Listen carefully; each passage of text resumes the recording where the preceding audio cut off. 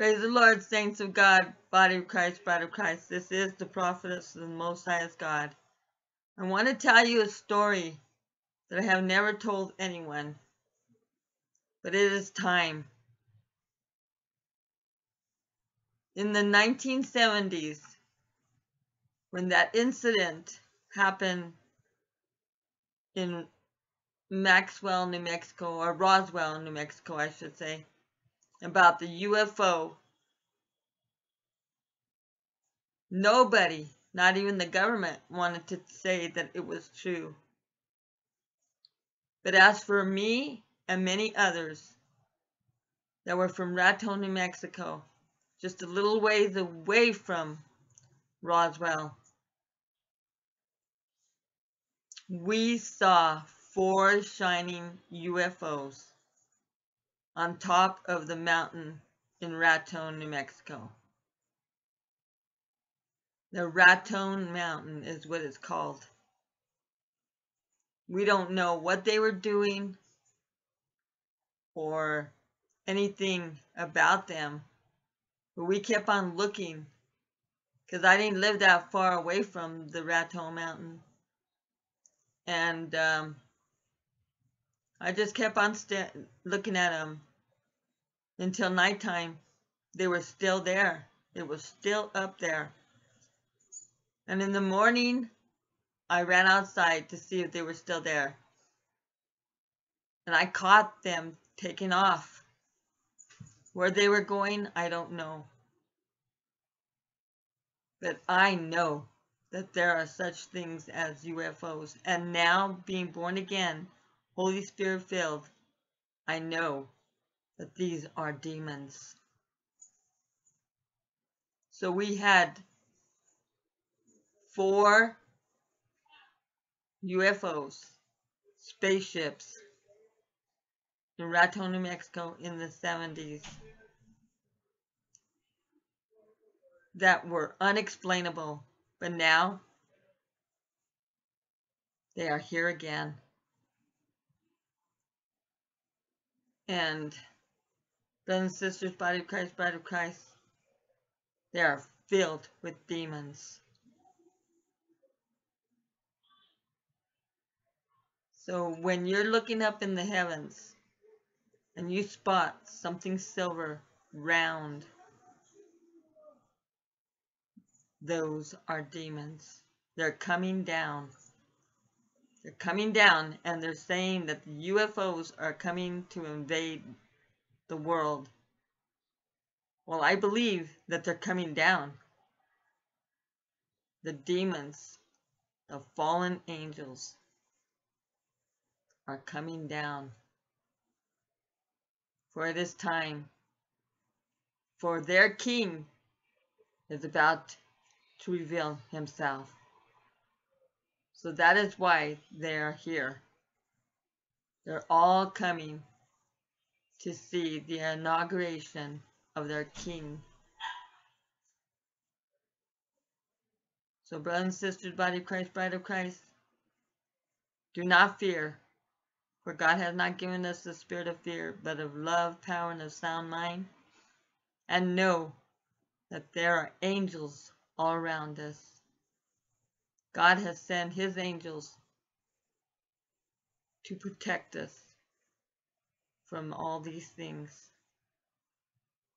And this shows us that we're going home. The more we see in prophecy, we are going home.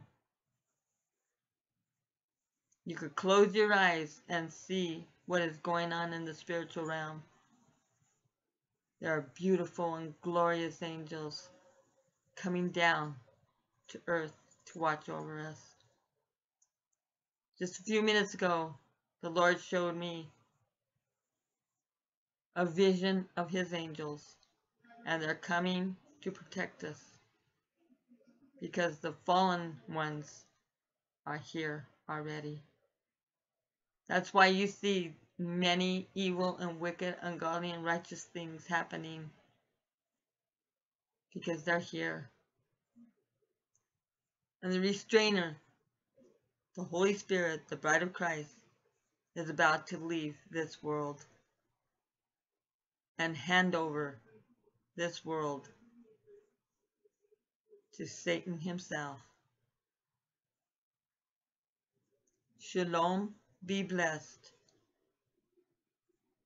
And remember, I saw these things in the 70s.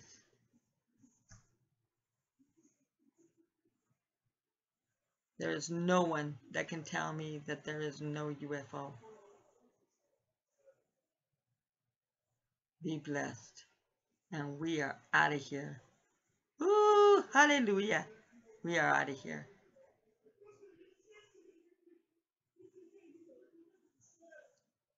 And today is August 6th, 2017.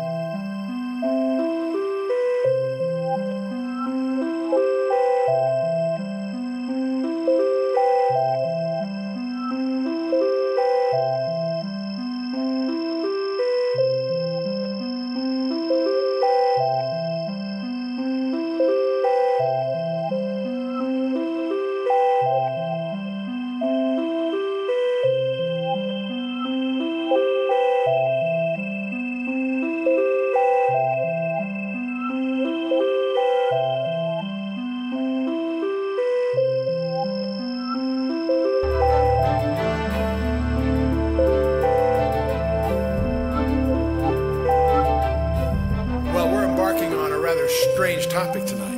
We're going to talk about UFOs. Now, this is an area that most people tend to relegate to the demented or incompetent or fringe-type people. And yet, the entertainment industry, of course, has picked up on this with a crop circle thing called Signs, which many of you may have seen. And also, Steven Spielberg did a mini-series called Taken, focusing on the abductions and so forth. And while these things are interesting entertainment, they are replete, of course, with all kinds of misinformation and legends and half-truths that get mingled with facts so that it's really just entertainment. But one of the things you and I have to face is, what is the real reality here? Is this just a bunch of nonsense, a composite of hoaxes and pranks by various people through the years? Or is there something really going on? One of the things we want to explore a little tonight is, are the UFOs real? And if so, where are they from? What's their agenda? Are they friendly or hostile? And most important, what does the Bible say about them? So we're going to explore that tonight as we go forth on our exploration of UFOs and this strange term, the Nephilim. What is that all about? But before we start, since we are dealing with a very, very complicated area, an area where many of us have already formed opinions, let me remind you of there's a principle. According to Edmund Spencer, he articulated this: there's a principle which is a bar against all information. It's proof against all argument. And it's something which cannot fail to keep man in everlasting ignorance. And that principle is condemnation before investigation. So one of our challenges as we go into this very complicated topic is to set aside our prejudices and presuppositions, and let's see what we can find out. Now, the same idea is not only articulated by Edmund Spencer, but it also is in our collection of Proverbs by Solomon, who reminds us that he that answereth the matter before he heareth it, it is a folly and a shame unto him. So one of our challenges tonight is sort of set aside what we think we may have heard or what our basic prejudices are, and let's see what we can find out that might be new. Now, many of us, of course, have seen photographs, many of which are hoaxes, contrived, and so forth. There are many of these in the literature. I'm sure you've seen all kinds. The problem is that not all of them are. It may surprise you to learn that there are over 3,000 authenticated photographs in the classified community that are authenticated. So what's really going on here? See, the problem we have in researching this area is there is so much that's uncorroborated. There's a lot of deliberate disinformation, and certainly a lot of data which is unreliable. And the problem is, when you strip away the hoaxes and you strip away the nonsense, and you set aside the uncorroborated, there still is too much to ignore that is substantiated, that involves multiple reliable witnesses, including multiple radar sightings. And radars generally don't have hallucinations. And this idea of being plotted simultaneously on multiple radars is something that should get our attention. And now, give you one example. Back on June 18th of 1997, there was a strange vehicle that appeared over Phoenix, Arizona. In fact, went over most of the state at about 30 miles an hour, which is very slow for an airborne vehicle. There were some that said they felt they could have hit it with a ball that seemed that close as it went over. And it created quite a stir. And on March 13th, there were sightings all the way from Casa Grande and Chandler all the way up through the northern part of the state, Prescott and so forth. So it wasn't just a local phenomenon. And it created quite a stir. Now, the governor of Arizona made a big mistake by treating a press conference the following morning lightly, as humor. And it didn't go over very well because people were upset because they were getting stonewalled by the government. Even though there were denials by the Air Force, they saw the fighter jets sortie after them and so on. So it created quite a stir. It wasn't picked up in the national media. It was picked up, of course, substantially in the local media, that is in the state of Arizona. And one of the things that's strange about this is that it happened in March of 1997. It didn't show up until June 18th. And what's strange to me is not just the event that happened in March, but there was no word about it in the national media. But then for some reason, no obvious reason, on June 18th, it was on the front page of USA Today. That's where this picture came from. It was on NBC, CBS, CNN, all the major networks had this brief comment about what happened. What was puzzling about it didn't happen on June 18th, it happened back in March. And I haven't been able to determine what triggered the news media to make it a big event at that time. It's one thing it does demonstrate is how the news is managed, because all the networks pick it up at the same time for no ostensible reason. But as we talk about these kinds of things, sooner or later, we have to focus on the Roswell incident. And many of you realize that approximately July 4th, a few days following maybe, some object, that's in 1947, some object landed near Roswell, New Mexico. And Sheriff George Wilcox contacted the Roswell Army Airfield regarding wreckage that was discovered on Max Brazel's ranch, or in that area. The Army seals off the area and confiscates everything that was there. And on the 8th of July, Colonel William Blanchard, who was commander of the 509th Bomb Group, that was our primary atomic bomb group in those days, he issued an official press release stating that the wreckage of a crashed disc had been recovered. Now, this press release went out early enough on July 8th to be picked up by 30 newspapers across the country. And so it is. And this is a snapshot of what it looks like. The RAAF captures flying saucer on ranch in Roswell region and so forth. And no details of flying disc are revealed, etc., etc. Except within hours, something very strange happens. A second press release, which had tried to rescind the first one, was issued from the office of Brigadier General Roger Ramey, who was commander of the 8th Air Force. He resides at Fort Worth Army Airfield in Texas, which is about 400 miles away from the incident. But within hours, General Ramey issues a countermanding release, and he claimed that Colonel Blanchard and the officers of the 509th at Roswell had made an unbelievably foolish mistake, that somehow they incorrectly identified a weather balloon and its radar reflector as the wreckage of a crashed disc. Now, frankly, everyone that heard this, that thought about it a little bit, realized that was just a very contrived cover story. And this press release that in effect hit the next day by General Ramey caused, it was in effect a denial, did not explain why they confiscated everything, why the whole subject has been classified to this day. And now what that really did, this absurd cover story, frankly, just fueled the 50 years, the intervening 50 years of conjectures and all kinds of anecdotal testimonies of people who were involved peripherally. All kinds of stories have been echoing throughout this half century that's transpired since July of 1947. And the stories typically maintain that there were 4 alien occupants of this disc, that 3 of them were dead, 1 was still alive. All these presumably were taken off to the never land of military security, and there's all kinds of stories that are too preposterous to really accept, and yet it continues. The great mystery about,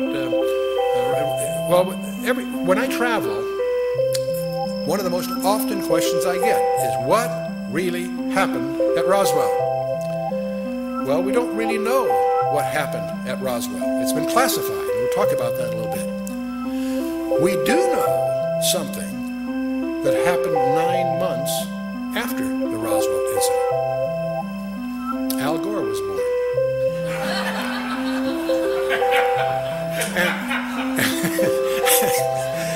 And it turns out he really was. The Roswell incident occurred nominally about July, days following July 4th in 1947. His birthday is March 31st of 1948, and that makes a cute quip, because every audiences always seem to enjoy that kind of a crack. And obviously I'm not being serious, that there's a linkage really. But in any case, there is one reason I want to dwell on this a little bit, because for 50 years people have conjectured what really happened there, and the Air Force has contrived one thin cover story after another over the years, each one sillier than the first, each one easily refuted by anyone that does a little homework. So you wonder, why is this thing still classified? Several presidents and half a dozen congressmen have tried to crack the security surrounding Roswell to no avail. What could have happened there that is still to this day regarded as an item of national security? And now, interestingly enough, just in the last few months, there appears that we now have what some people would call the smoking gun. There is some tangible evidence that's finally emerged that there was a crash of some kind, and it did have victims of some sort. You see, when General Ramey at Fort Worth issued that cover story, the press was present, and many pictures were taken. And James Bond Johnson of the Fort Worth Star-Telegram was among them.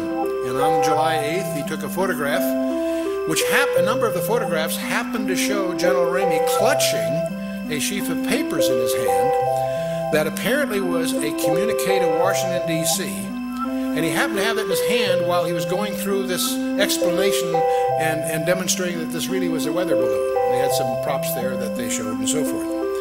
Well, it turns out that was in July 47. Since 1947, we've made a lot of progress in digital imaging technology. And this sheaf of paper that was photographed was analyzed with a digital photo scanner and enlarged and enhanced the words printed on the folded piece of paper. And then using a program for digital enhancement and analysis, it's now been reported on Associated Press on November 22nd of the year 2002 that David Rudiak was able to identify several key phrases on that sheaf of paper that General Ramey was clutching during that press conference. There's a phrase, the victims of the wreck, and also the phrase, in the disc they will ship. Lots of other words that were more conjectural is what they said, but the point is, here's a communication in his hand going to Washington that speaks of victims of the wreck and speaks of a disc that they're going to ship. While he's covering the story that Colonel Blanchard was all mixed up, this is just a weather balloon. So finally, the UFO researchers have something tangible to go on, because up till now it's been a spooky thing. Let's shift a little bit from 47 to July 19th through the 26th, about a week, in 1952. I happen to remember this vividly because in June 30th of 1952 I was entering the United States Naval Academy, so I was a plebe, a plebe at Annapolis when this was in the papers and much talked about at the time. It turns out a number of UFOs harassed Washington National Airport, which in those days was the only airport there. We didn't have Dulles, this is before Dulles, and also Andrews Air Force Base so badly they had to shut down the air traffic. And this went on and off and on for a week. And it was in the papers, because every time the Air Force would alert jets to investigate what these things were, they would disappear. As soon as the jets landed, they came back. And fiery objects overrun jets over Capitol in the Washington Post. These are headlines from that period. Now, one of the things there again, they never really explained it. They issued some cover stories, but the truth of the matter is they didn't know what it was, and it wasn't just an incident one night. It went off and on for the better part of a week. Again, it created a problem just in blocking all the phone traffic, because everybody's calling what's going on and so forth, and so something real was happening, because you're talking here multiple radars. This isn't some, impressionable, unprofessional observer. This was the air controllers at Washington National and Andrews Air Force Base, and never explained, at least not to the public. 1993. By the way, there are thousands of these things to select from. I've just picked a few that seem representative. Over in Mexico City in 1993, the population by the thousands were upset and disturbed by what went on. Seoul, South Korea, November 23rd of 1996, CNN and Reuters reported a huge cigar-shaped UFO that was televised for 10 minutes on national television. When we talk about witnesses, there's all kinds of people, many very reliable professionals that have contributed to this background, but the ones that you and I would tend to presume would be the most reputable, most trained, and most competent in this area would be our astronauts. You think they know something about it? Do you realize that 13 of them have gone on record of seeing UFOs while they were doing their missions? Ed Mitchell, Apollo 14. April 1996, and this was on Dateline NBC. He said, NASA is covering up what really happened at Roswell, New Mexico. See, this isn't just the presumption of some journalists or the tabloids at the checkout stands in the market. These are serious people saying that something is being covered up. Astronaut Gordon Cooper has made many talks. On May 15th of 1963, he did the 22-orbit Mercury capsule. He saw a green UFO, which was also at the same time he saw it tracked by the radar in Australia. It corroborated this. And he's testified before the United Nations that UFOs are visiting this planet. And in May 1996, he said, we are being visited by aliens. So he's spoken a lot about this, so much so that some people tend to write him off. James Lovell, Frank Borman, excuse me. Gemini 7, December 1965. On the second orbit of their 2-week flight, they saw a UFO. Gemini Control presumed it was the stage of their own Titan booster, but they indicated that they had both the booster and the UFO in sight, so that doesn't quite jive. Walter Schirra, these are all familiar names to most of us. Mercury 8, 1968. He was the first guy to use the term Santa Claus to indicate UFOs are near the space capsule. And so this was about December, so everybody thought that this was just a cute quip, but it was a code word. And it was later, in 1979, Maurice Chatelain, the chief of NASA Communications, confirmed that the Santa Claus phrase was a prearranged code word to deal with the UFOs without alarming the public. And Neil Armstrong, Buzz Aldrin, these familiar names to you? Are these guys competent? On Apollo 11, July 21st, 1969, both apparently saw lights in and on a crater, and there are unconfirmed reports that there were other spacecraft there. Some of this is classified, gets classified quickly, so we're treading on dangerous ground. But they have said 2 large objects were watching them. And Armstrong is quoted in some reports of a CIA cover-up. Now those reports get squelched, of course, so it's hard to separate what was just urban legend and what really happened. But if you go to Ed White, James McDivitt, James Lovell, Borman, Schirra, Gordon Cooper, these guys have all reported UFOs. Neil Armstrong, Apollo 11, Buzz Aldrin, Apollo 11, Ned Mitchell, Apollo 14, and on it goes. And one of the most interesting ones is John Blaha. He was a veteran of 5 space shuttle missions. He also was a relatively recent resident of the Russian Mir space station. That's a few years ago. March 24th of 1989, an amateur radio operator picked up an intercept. Said, "Houston, this is Discovery. We still have the alien spacecraft under observation." And very impressive to listen to that soundtrack and hear the familiar voice say these rather strange things. So UFOs, we could go on and on. The main point I'm trying to do at this point, just indicate there are some people that you would consider competent and reliable in multiple names that are reporting these things are real. And I would not attribute all of these to hallucinations or being impressionable or what have you. In fact, if you start looking into this area as an area of research, you'll find it extremely difficult because there are 6,000 professional publications in English alone that deal with this. There are 2,200 foreign publications, 1,350 UFO-related periodicals.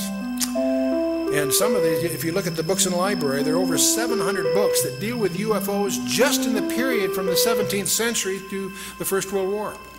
Excuse me, the Second World War, from 1650 to about 1945.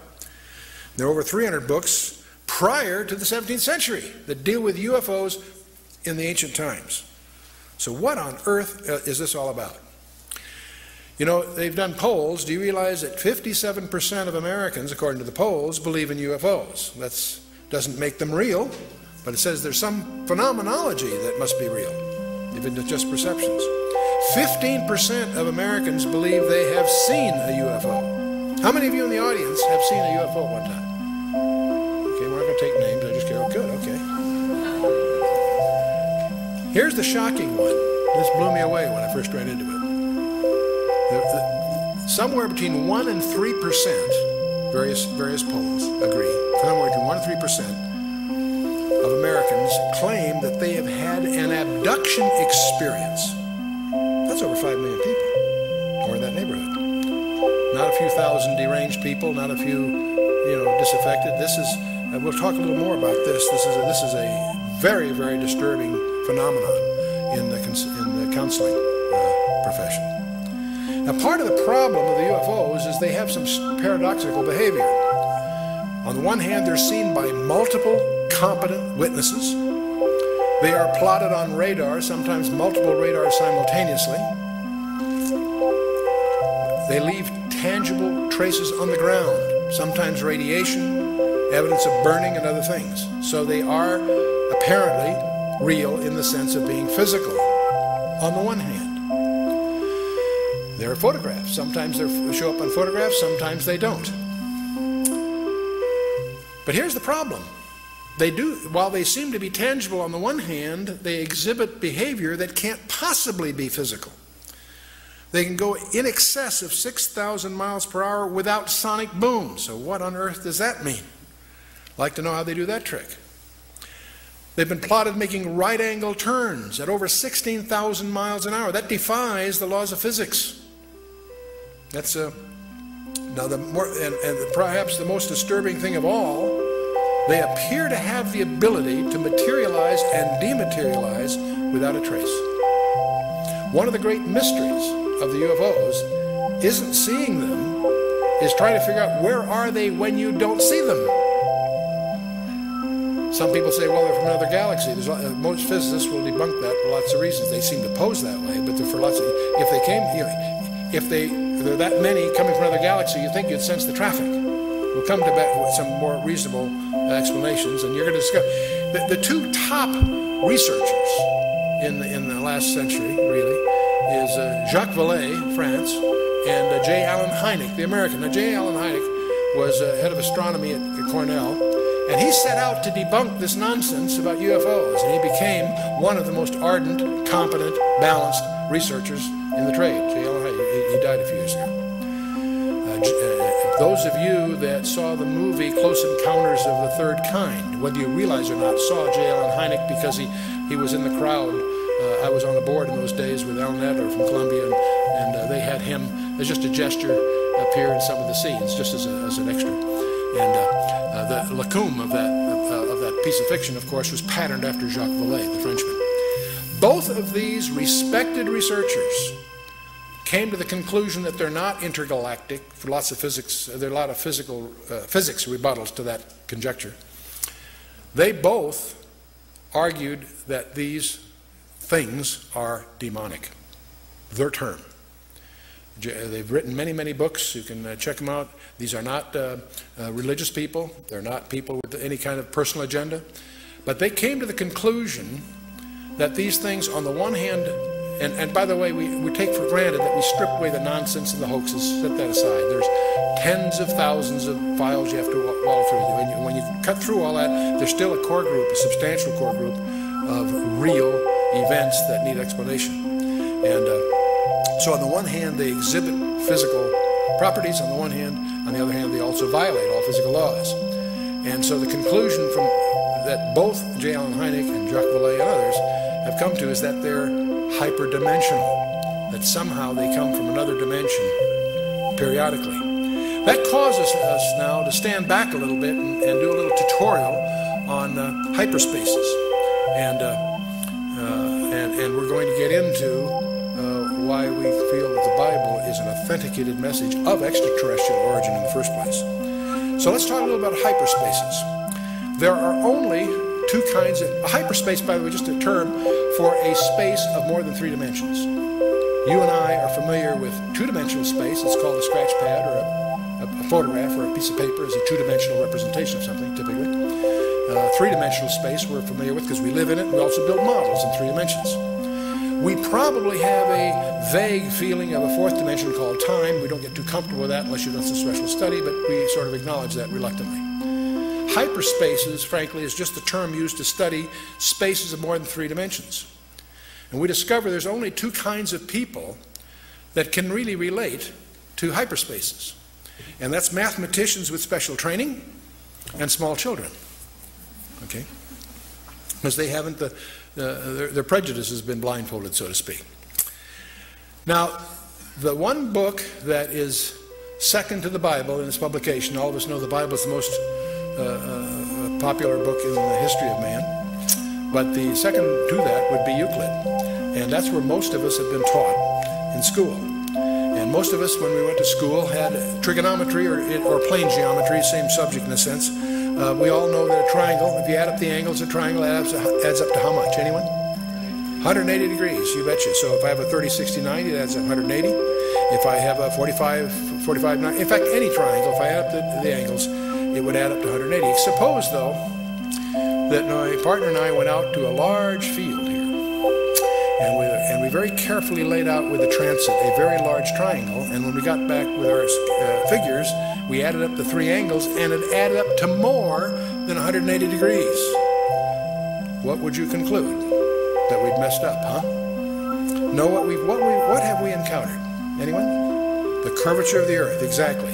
See, if you take a course in navigation, one of the things that you'll have to get some background in is spherical trigonometry, where you can have a triangle with 90 degrees in each corner. And so, see, when this little rule that we all learned, that a triangle, by implication, a plane triangle, a flat plane, adds up to 180 degrees, that's only true for a universe of 2 dimensions. So when you find that rule violated, it's a hint that you've encountered an additional dimension. And Dr. Einstein made history with that insight, because he was grappling, of course, with the nature of space, and he realized that length, mass, velocity, and time are relative to the velocity of an observer. In 1915, he generalized that, basically discovered that there's no distinction between time and space. And perhaps the most important thing from the general theory of relativity, we won't get in the math, of course, but is to realize that time itself is a physical property. You and I do not live in 3 dimensions. We live in at least 4. In fact, we now discover much more than that. But this idea that Einstein recognized as he grappled with the properties of space that there's an additional dimension required, and he went to 4 dimensions to resolve the time issue. And his theory of relativity has been confirmed over 12 different methods to over 14 decimals. So it's no longer really a theory.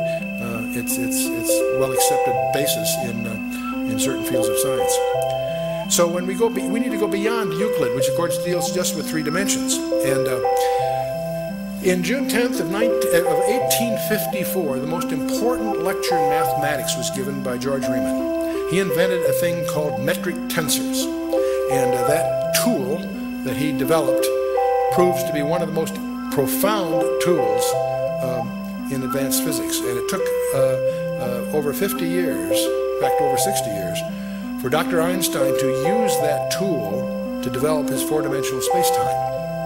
And it's too bad that Einstein went to his death frustrated by not being able to solve certain problems, which if he had applied the technique going to 5 or more dimensions, they would have yielded. It took his successors to do that. Because in 1953, Kaluza and Klein both developed more than 4-dimensional models which integrated light and supergravity in a model. In 1963, 10 years later, Yang and Mills both developed what they call Yang-Mills fields, which reconcile electromagnetic and nuclear forces. That physicists are pursuing some way to integrate all that we know about the physical universe into a common model. And so as early as 1984, and it's still a current conjecture because there's still problems with it, but scientists now generally believe that you and I live not in 3 or 4 or 5, but in 10 dimensions. And if you read in this area, you'll encounter superstrings and such, and we have briefing packs on this for those that want to get into it more. The point being, we need to understand that the 3 dimensions you and I are familiar with are not all there is. There's more. Let's imagine you and I can't move up. It'd be futile for me to try to communicate 4, 5, 6 dimensions to us together without having more mathematical tools. But what we can do is we can go the other way, and it may stretch our horizons here a little bit. You and I are 3-dimensional beings. Let's imagine a 2-dimensional world. That would be as like a large tabletop or a large flat plane. Now let's imagine that 2-dimensional world populated by 2-dimensional people. You and I could come along and poke our finger through the plane of their existence. And what would they see? They would see a circle. They'd only see that which they could relate to in their universe. But if we as a 3-dimensional being are putting our finger through that 2-dimensional universe to the 2-dimensional people in the 2-dimensional universe, they would simply see a circle. Well, in fact, let's imagine that a ball fell through that 2-dimensional universe. To the 2-dimensional observer in that 2-dimensional universe, he'd see from nothing to a point. It'd grow to a large circle, and then it would shrink back to a point and disappear. He wouldn't be able to relate to what happened because he doesn't have the insight of that 3rd dimension. You with me so far? Now, if you had some other kind of a shape, say a tumbling cube, it also would go through and it would take odd shapes as it passed through and then disappear. So one of the problems we have, suppose you and I are going to try to communicate a 3-dimensional object to that 2-dimensional world. How would we go about it? Well, there's a couple of ways. One would be to do what an architect would call projection. For example, if we had a cube, we could, in effect, shine a light that would give you a profile of that in 2 dimensions. And you discover very quickly that that works, but it's not too useful in letting the 2-dimensional person understand a 3-dimensional cube. So there's another way you could do it. You could take a 3-dimensional cube and you could unravel it. You could take it and just unfold it and lay it out, and that would be a way to communicate to this 2-dimensional person what this 3-dimensional cube is like. But you'd quickly discover as you try to do that, his understanding is likely to be incomplete. You say, Chuck, what's all this got to do with anything? Well, let's talk about a 4-dimensional cube. That's called in mathematics a Hinton cube, and there are such things. The only place I know of it, that's called a tesseract. That's an unraveled Hinton cube. This is a 4-dimensional cube unraveled into 3 dimensions. You say, gee, what good is that? There's only one place I know of where this has actually been used constructively. And amazingly enough, it was by Salvador Dali. I never realized what a sophisticated mathematician he was, but in his Corpus Christi painting, he actually has Christ on a four-dimensional cube as a cross, implying his mastery over time as well as space. And I imagine there's probably not one observer in 100 that really understands the sophistication that Salvador Dali was demonstrating by this piece of abstract art. But that's a Hinton cube or a tesseract, and that's the. But anyway, let's get back to hyperspaces then. The main point I want to get across: you and I live in three spatial dimensions, and that time is a physical property. That's very important to us in our ministry because we know that the Bible is an integrated message. 66 books penned by 40 guys over thousands of years. And yet it's integrated, and not just thematically. The very design of the text itself evidences integration. But what's mysterious about that integration also implies that the origin of that message is from outside the dimensionality of time because of the nature of its structure, its use of writing history before it happens, and so forth. So that's very important. Now, in particle physics, they talk about 10-dimensional strings as the nature of our universe. What fascinates me about that is that that's exactly what two Hebrew scholars back in the 13th century, 12th century, predicted just from their study of Genesis 1, is that we live in 10 dimensions, four dimensions are knowable, and 6 are not knowable, to use their jargon. But in any case, the suggestion, it's the only one that we've encountered that really can reconcile what we think we know, is that the UFOs apparently are hyperdimensional. They apparently can enter our dimensional under certain conditions for certain periods of time. And so let's see. Now there's another aspect I'd like to touch upon about the whole UFO area. And getting back to the Roswell thing, why on earth is Roswell still classified? Why can't the American public or the world public be informed about what's really going on? It's all tightly classified. Well, back in 1984, an event occurred that deserves some comment. In 1984, several documents emerged within the UFO community. One was a briefing addressed to President-elect Dwight D. Eisenhower by Rear Admiral Roscoe Hillenkotter, and it was dated 18 November 1952.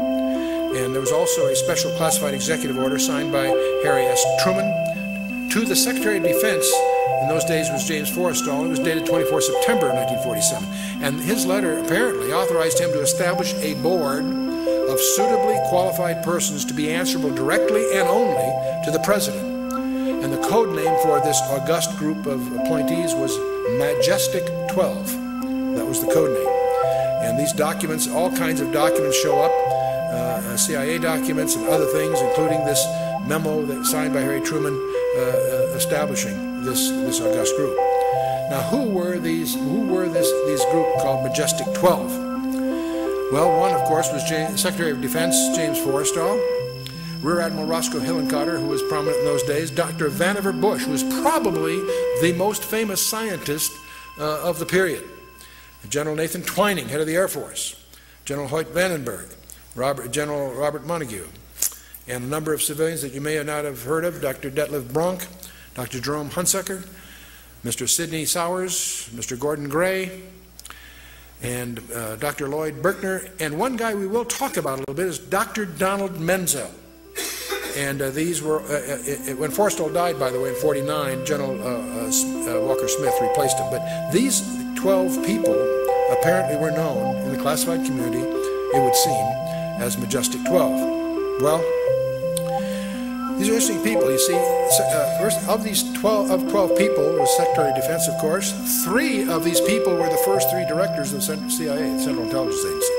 Actually, the Director of Central Intelligence, that was the successor to the Office of Strategic Services, the OSS, which later became the CIA. 5 of these people were top scientists in aviation, research and development, and astronomy. All of these people held the highest security clearances anyway. Let's talk a little bit about Admiral Hillenkotter. He was not, turns out, he was not simply a Navy man. And by the way, I want to mention something. A lot of people have heard about Majestic 12. And a lot of people also understand that it's been all debunked. But we're indebted to a very, very patient, thorough, diligent researcher by the name of Stanton Friedman, who published a book on this. And what he did, he developed dossiers, spent 20 years developing dossiers on each of the 12 to try to understand as much as he could about their personal lives. Rear Admiral Hillenkotter was not simply a Navy man. He was the first director of the CIA, which was also established, interestingly enough, in September of 1947, just months after the Roswell incident. He retired from the U.S. Navy in 1957 and soon was appointed on the board of governors of NICAP, which was considered the most influential UFO organization in the 50s and 60s. Dr. Vannevar Bush, this is a name you probably heard. He's a world-renowned research scientist. He was the head of MIT between the two world wars and head of the Office of Scientific Research and Development. He led the development of the atomic bomb, the proximity fuse, radar, and 100 other high-tech systems with military applications. See, that's why he's so well known. He was also well known for establishing a policy of compartmentalization of classified work.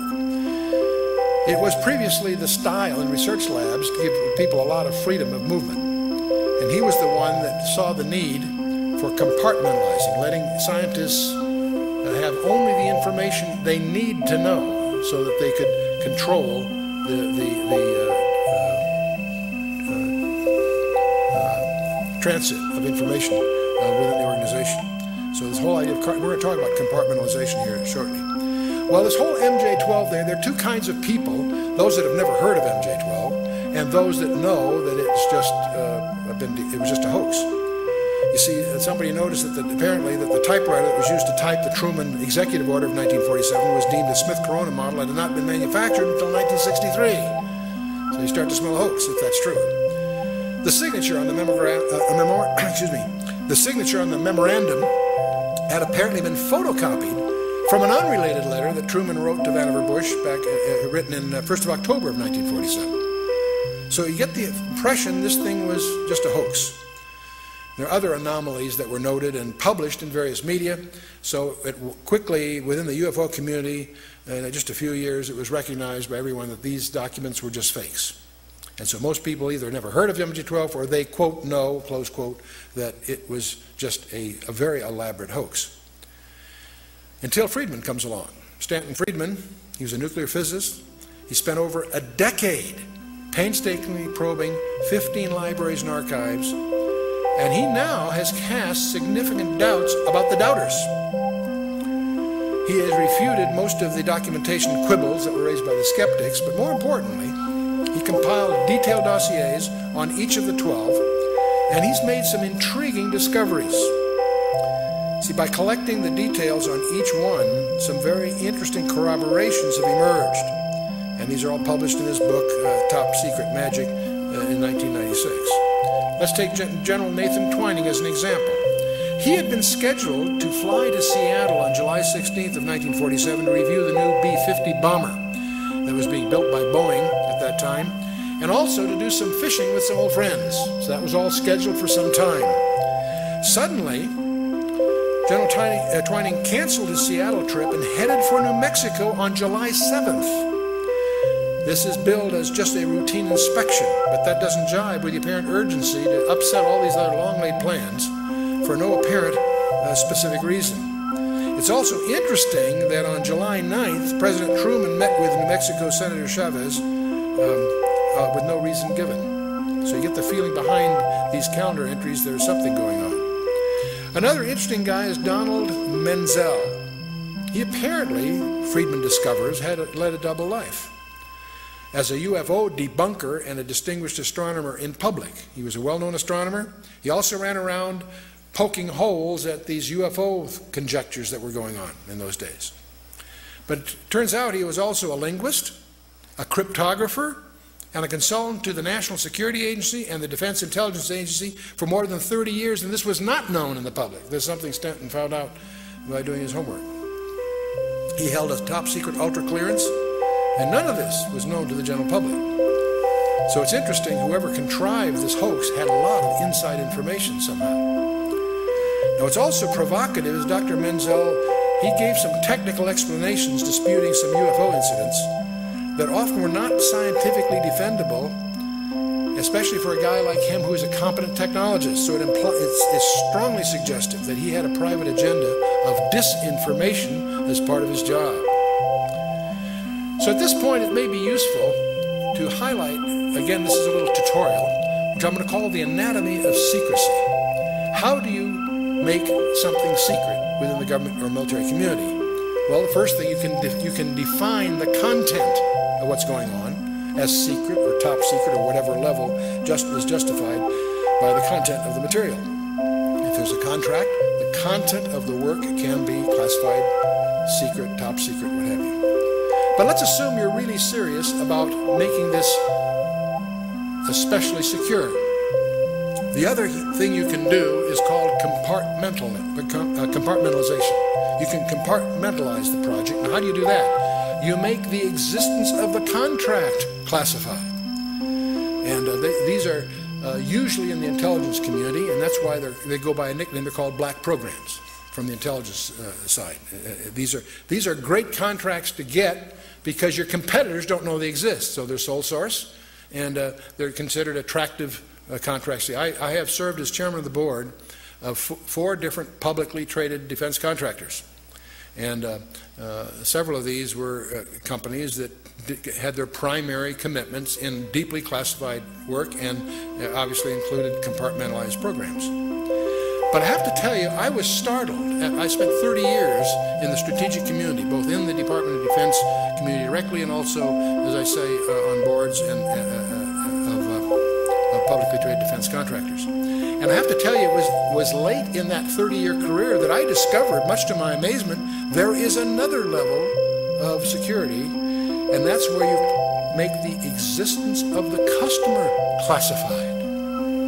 And I was in one of those projects, and it was a very, very strange meeting.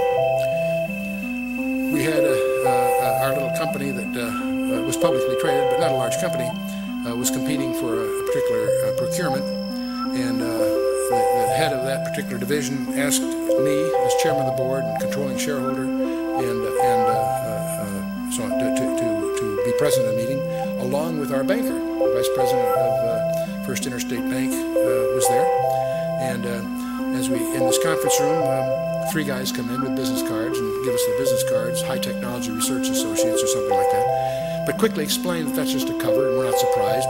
That's what's known as a cutout, a shell corporation that they're using for certain purposes. And they explained to us that we're down to 2 companies. Ours, which is a smaller company, and another large company. One of the 2 companies is going to get, this is like on a Wednesday or Thursday. On Monday, one of these companies will be phoned and get the contract. And we're in the running. Okay, that's exciting. But then they explain that they're very embarrassed because we'll get a verbal okay on Monday if we win. But we'll have to start work right away to make the timing, and they won't be able to get paperwork to us for maybe 60 or 90 days. They're embarrassed, but it takes that long to get the kind of paperwork we need. And so the problem is we're going to have to start on a verbal go-ahead before we have paper. And the problem with that is that they looked at our financials, and we weren't that financially strong to undertake that kind of commitment. And so that's why they wanted a banker there. And so they said, well, could the bank extend? I think we had a credit line in those days of $4.5 million, and it would take another $1.5 million to make us presentable for this purpose. And so they asked the bank if the bank could increase our credit line for $1.5 million. The banker very naturally said, you don't tell us who you are, and you won't tell us what it's all about. The answer is no. And so we're at a stalemate because as a state, we wouldn't be qualified.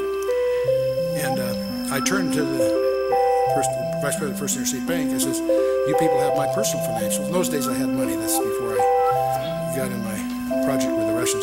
But anyway, that took me down. But the point is, in those days I had a net worth. I says, you have a net worth. If I guaranteed the incremental loan, would the bank will go along with this?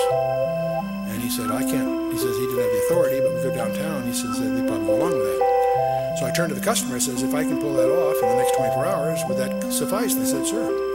So that's exactly what we did. I went downtown the next morning to First Interstate Bank. We signed some papers, and I guaranteed an incremental $1.5 million on the existing $4.5 million loan on that Thursday or Friday, whatever it was. And that Monday, we did get a phone call, and we won this contract. And that was it turned out to be the electronics for the B-2. And it was 18 months later that whole project got transferred to Northrop. But prior to that, it was in an organization whose existence is classified. And so it startled me to discover that there's a whole procedure. There are cost recovery procedures, there are courts, there's all kinds of, all the necessary infrastructure to make this all work is in place. And it's all highly classified to protect even the existence of the customer. That's the third level, if you will. Follow me? Well, one of the things that I want to, when you start talking about this, with that kind of a structure, how do you also really protect something that you're trying to keep secret? And one of the things you can do is have an active disinformation strategy. You not only keep it secret, you publish things to keep people from understanding what it is, discredit it, or whatever else. And we did that, for example, in the Manhattan Project during World War II. The very existence of our atomic bomb project, the so-called Manhattan Project, was hidden under a whole bunch of other cover stories and pseudo-projects. You went through certain doors, there were projects going on that really had nothing to do with anything, they were just a cover to hide what was really going on. Active disinformation. And one of the things I personally suspect is that's exactly what they did with MJ-12. It's very possible that they surface documents that have flaws in them, knowing that after a few months, few years, whatever, the diligence of researchers will discover that that couldn't have been that typewriter, that really isn't Truman's signature, whatever. So everybody knows that MJ-12 is just a big hoax. What a perfect cover. Ask anybody that's in this community about MJ-12, and they'll shrug it off right away. Oh, that's that hoax that surfaced in the 80s. Really? What a perfect cover. And obviously, if I think it's real, I think it's continued. It obviously has gone under new names and so forth. But I suddenly began to realize that the debunking of MJ-12 may be very well, there's a number of reasons I don't want to get into that caused me to suspect that all was contrived. There have been some others like that, incidentally. So there's a continuing mystery. Why is somebody going to all this trouble to hide, for example, the Roswell stuff from after 56 years, whatever it is, 57 years. 2 presidents, 4 congressmen failed to penetrate the security surrounding the UFO-related issues. It's strange. By the way, a Canadian embassy inquiry was rebuffed in Washington, D.C. with the disclosure that the topic of UFOs enjoys a classification higher than our most secret warheads, the W-88s. They made an inquiry and they got turned down, but they made a mistake when they turned it down because they disclosed the fact that what they were after, which is some UFO information, was classified more highly than our weapon systems. Why? And now, by the way, just as we have Roswell in the United States, in England they have the famous Rendlesham Forest incident. And this is kind of interesting. On December 26th and 27th, the day after and then the next day of Christmas, in 1980, there's a forest that's right next to a U.S. air base and a Royal Air Base at Woodbridge in Suffolk, England. And in that forest, twice, 2 evenings in a row, a UFO landed. And it was seen 2 nights in succession. It was tracked on radar by many of the military sites around there. Many people were involved. They rolled out what they call light-alls. That's like a car-drawn trailer that has bright lights for various outdoor projects. They had that all set up when they landed. It was apparently scheduled somehow. And this was reported by Deputy Base Commander Lieutenant Colonel Charles Halt in a memo that was classified on both sides of the Atlantic. But a copy did get leaked out. And so just as we have our Roswell mystery, in England they talk a lot about Rendlesham Forest. What really happened there? There are lots of people involved, military, enlisted and others. So out of that have come all kinds of stories. Many of them are too afraid to even talk about it. Others that share incidents, and they're very just as there are bizarre tales about Roswell, there's even more bizarre tales about Rendlesham Forest. Well, the good news is the UK government has announced last few months that the Rendlesham file is going to be released. They're moving towards the Freedom of Information Act kind of posture, and apparently the Rendlesham Forest files, which have only been seen by about 20 people up until the release, and we're moving into a day when some of these mysteries are going to be revealed. Now, another thing comes up when you talk about these topics are crop circles, and this might be a good chance for our TV people to change tapes if they want. So why don't let's take a 5-minute stretch break and let them collect themselves, and we'll pick up crop circles and some subsequent things following, okay?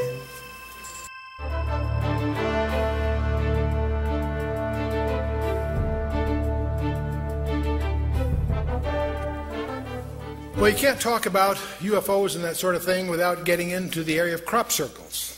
And the recent movie Signs with Mel Gibson is an example of that. It was a amalgam of urban legends. They used corn stalks. None of the crop circles have used corn stalks, incidentally, but that's trivial. The real thing is, what about these crop circles? Many of us have heard that they're just developed by pranksters. Pranks with planks is the way most people regard them. And indeed, that probably covers many of them. I think most of you can have seen various patterns that occur in crops, not just in England, by the way, all over the world. They have showed up more and more, increasing. In fact, there are websites that just keep track of the various styles. They are in the thousands, by the way. These are just some representative shots of them. And various patterns, not all of them circular, by the way, but, and of course, many people associate these with UFOs. Many of these patterns have been observers claim there have been UFOs seen over the fields the night before the crop circles are discovered, that sort of thing. So there seems to be, at least in the minds of many, an association between them. And but in 1991, two elderly artists, Doug Bauer and Dave Chorley, they came forward and admitting that they had faked hundreds of these circles, and they demonstrated their technique using ropes and planks and tethers and so forth to do this. In fact, they did it under journalist supervision. In fact, in some of the TV specials, you can actually see time motion where they unveil how they pulled some of these off. And if that was just it, we would probably dismiss this as an incidental topic.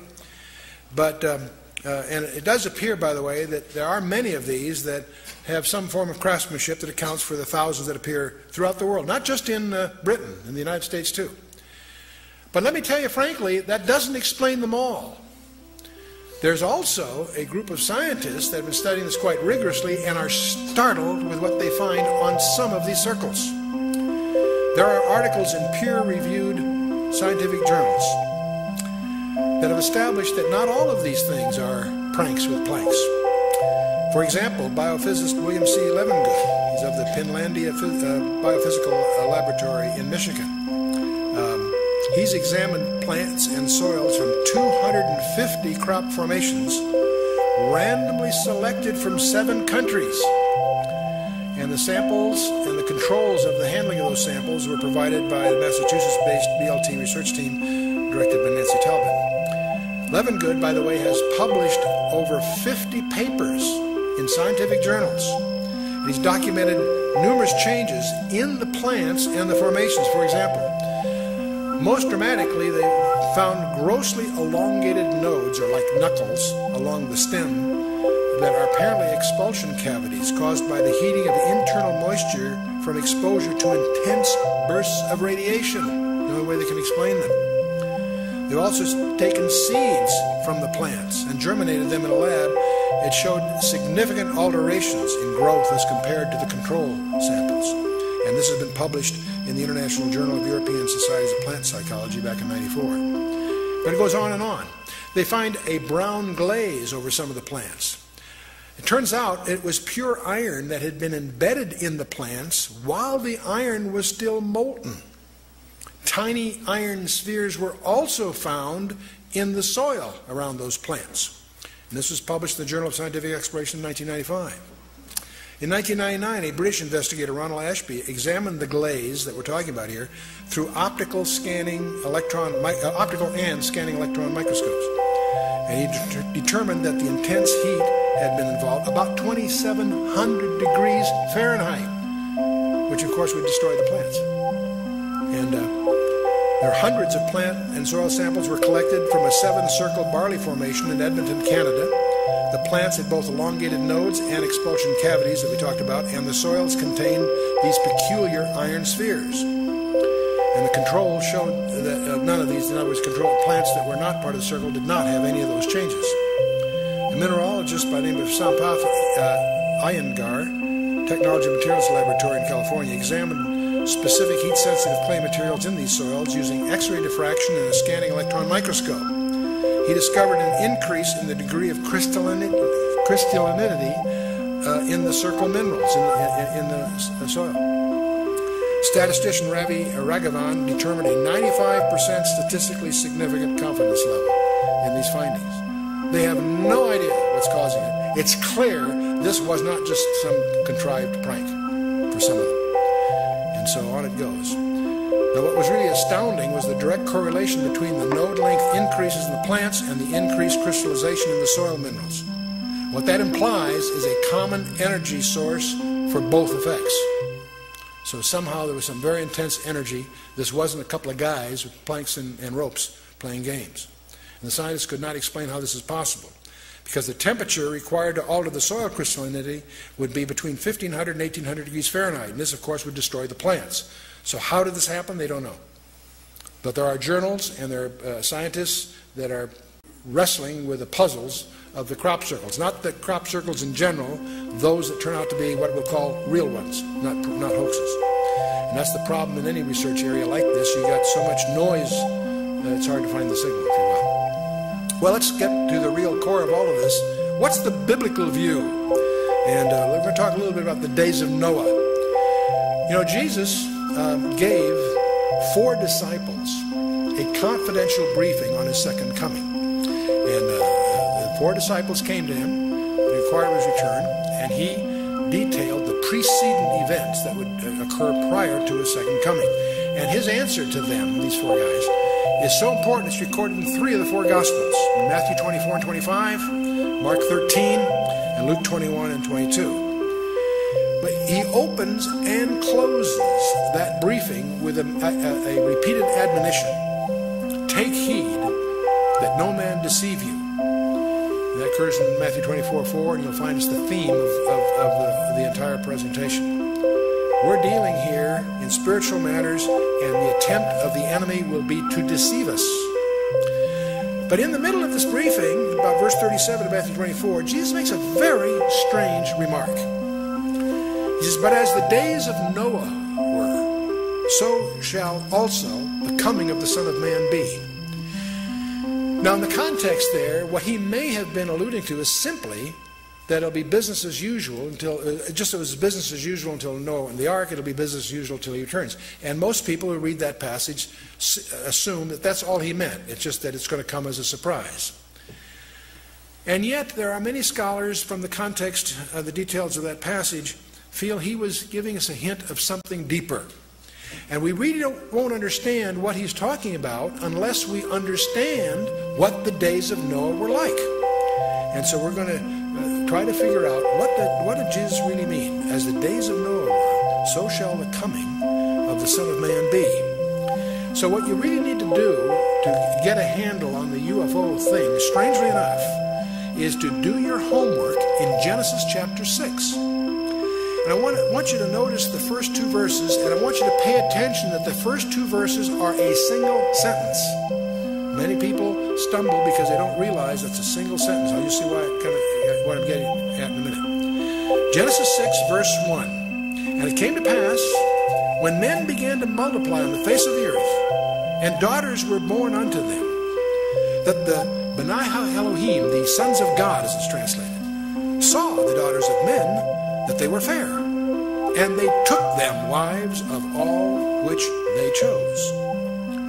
1 verse. Now the question is, this strange phrase, sons of God, that can mean anything to us. Let's find out what the text really means, sons of God. What it is in the Hebrew is, remember, Hebrew goes from right to left, so if you're watching the slides here, remember, all languages go towards Jerusalem. Nations that are east of Jerusalem go from right to left, their language. Nations that are west of Jerusalem go from left to right. So so Hebrew, Aramaic, Arabic, Sanskrit, whatever, they go right to left. Anyway, so if you're reading the Hebrew here, recognize it goes from right to left. B'nai Ha Elohim, the sons of the God. Now, sons of God, B'nai Ha Elohim is a term that's always used of a direct creation of God. Adam was a direct creation of God. You and I, in the natural, are not. We're sons of Adam. That's our problem. That's what the book of Romans is all about. But as many as received him, to them gave he the power to become the sons of God. The term has technical meaning in the New Testament as well as the Old. In the Old Testament, this term in the Hebrew, in Job 1:6, Job 2:1, Job 38:7, is always used of angels, because they are a direct creation of God. In the New Testament, also Luke 20:36.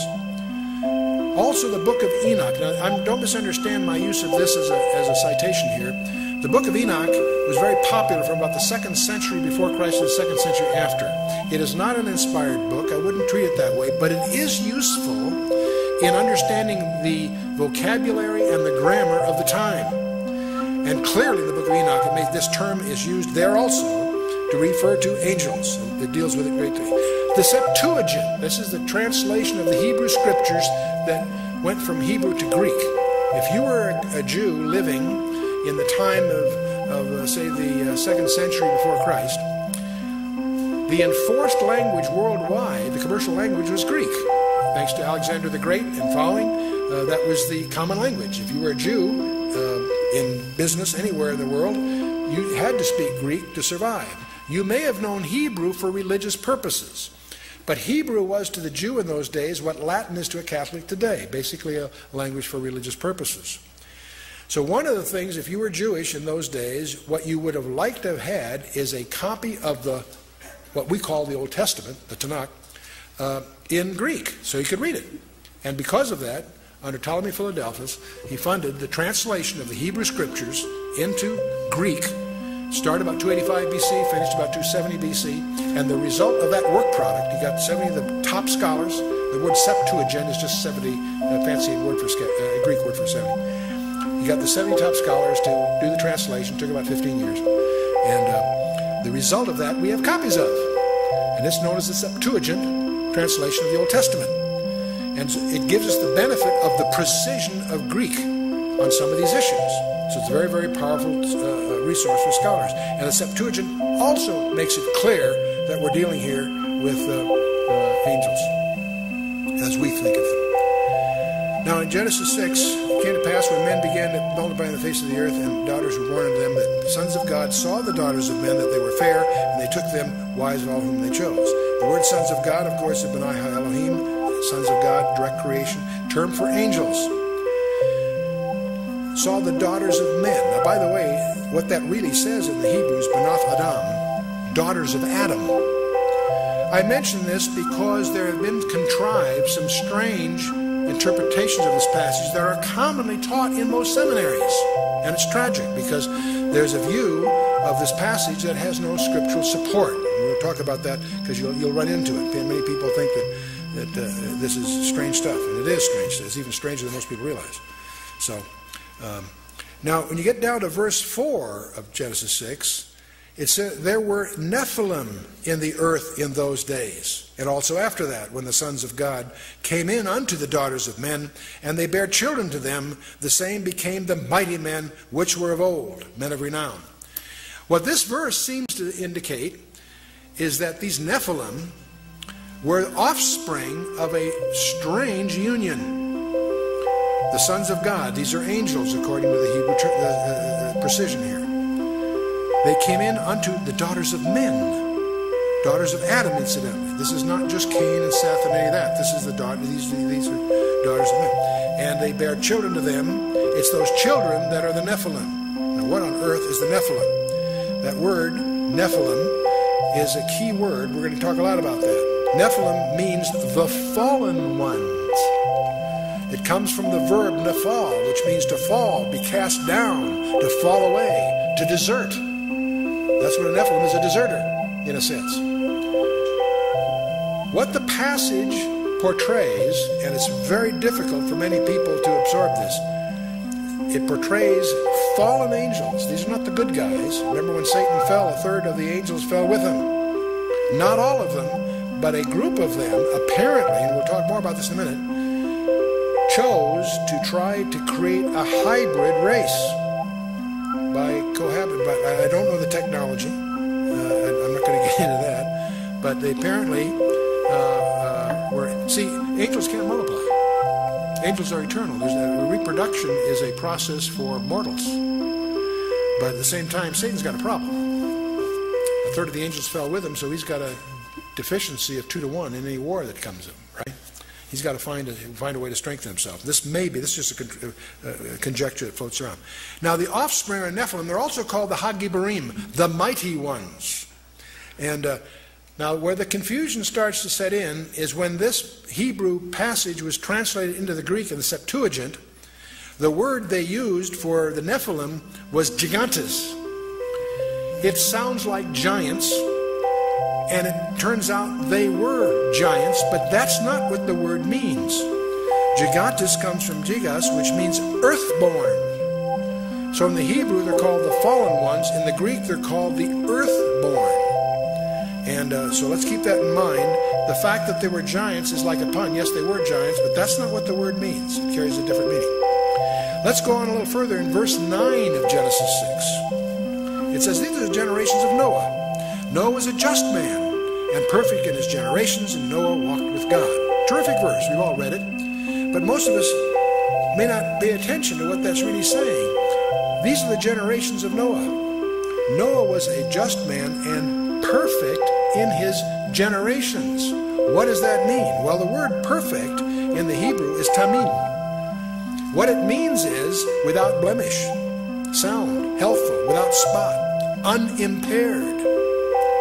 What that verse seems to indicate is that Noah's genealogy was unblemished. Now this comes on right after the verses that talk about these strange goings on, where these fallen angels have created some weird form of hybrid, but Noah was unblemished in his generations, and that's one of the reasons that God chose Noah and his 3 sons and their 4 wives to start over again. The purpose of the flood was not just that there was sin in the land. There was, and that's emphasized. But if sin brings the flood, we better get some life jackets.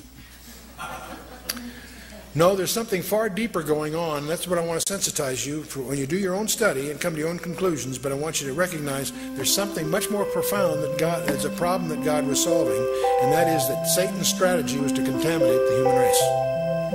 Now, by the way, if this view is correct, I'm presenting to you what's sometimes called the angel view of Genesis 6.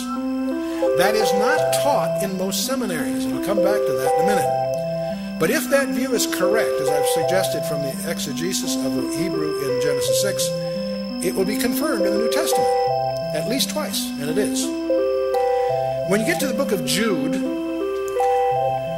Jude makes an allusion to this very event in Jude verses 6 and 7. Jude is just one chapter. But in verses 6 and 7, Jude writes, and the angels, and by the way, this is in the Greek, so it's not ambiguous, and the angels which kept not their first estate, but left their own habitation, he hath reserved in everlasting chains under darkness unto the judgment of that great day, even as Sodom and Gomorrah, and the cities about them in like manner giving themselves over to fornication, and going after strange flesh, are set forth for an example, suffering the vengeance of eternal fire. Jude is talking about judgment on the bad guys. And he mentions among these things, these angels which sinned back in Genesis 6. These angels which kept not their first estate, but left their own habitation, he hath reserved in everlasting chains. These angels that participated in Genesis 6 apparently are chained, awaiting a special judgment. We'll talk. Peter's going to talk about that in a minute. And Jude adds something else here. he makes a comparison between the sins of Sodom and Gomorrah and the sins of these angels, in that they were doing that which is unnatural. Sodom and Gomorrah, homosexuality. We're all familiar with that. Even as Sodom and Gomorrah and the cities about them in like manner, giving themselves over to fornication and going after strange flesh, are set forth an example, suffering the vengeance of eternal fire. He's using that as an additional exemplar, lumping the angels with him. The angels went after strange flesh, so did the Sodom and Gomorrah. They're both reserved for special judgment. You follow me? You can read it, check it out yourself. That's one confirmation. That's in Jude. Let's take a look at, see, they left their own habitation. We're going to come back to that in a minute. And going after strange flesh is the allusion here. Let's turn to 2 Peter chapter 2, verses 4 and 5. 2 Peter, in Peter's second letter, he says, "For if God spared not the angels that sinned, but cast them down to Tartarus," it's translated hell in your English Bible, but the Greek word is Tartarus, and it's the only place that word appears in the Bible. I'll come back to that.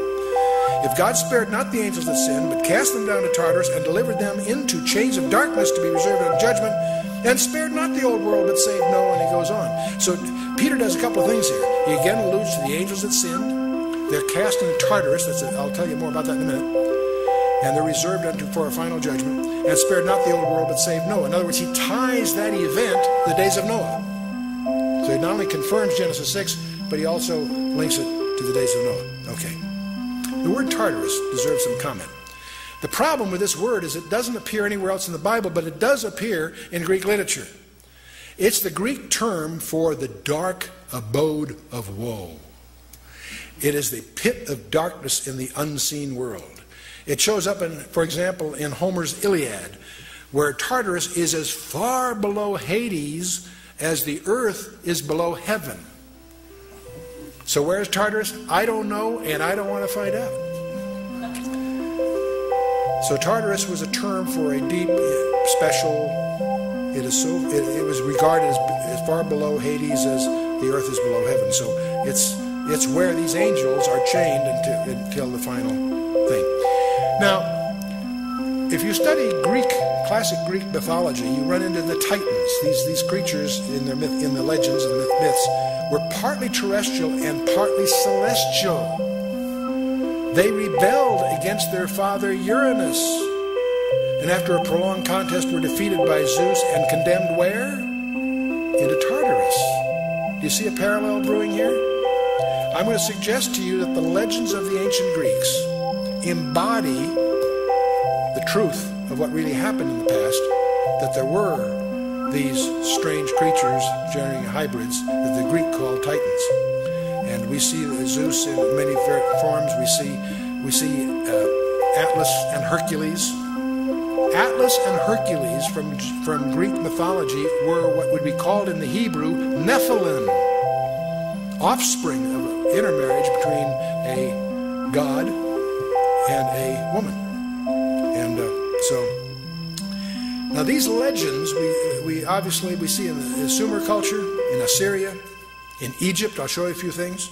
In the Incas, the Mayan, the Epic of Gilgamesh, in the Persian mythology, and certainly in the Greek mythology, which most of us as products of Western civilization are familiar with. Also in India, Bolivia, South Sea Islands. Every one of these cultures, and the American Indians, every one of these cultures have legends of the star people.